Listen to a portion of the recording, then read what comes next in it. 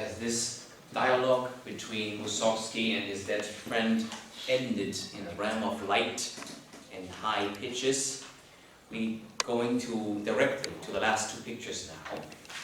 Baba Yaga, a figure which is well known to many, many people, and of course in various variations. We don't know exactly what Baba Yaga looked like on the pictures by Hartmann, but from the music we are able to tell that this is an unfriendly Baba Yaga, a dangerous one for sure. As we listen to this, we remember that she lives in a house which walks on hen feet, on chicken feet. The stories I know and remember from my childhood were that either the house was turning very fastly on the chicken feet, and when you call Baba Yaga, it would stop.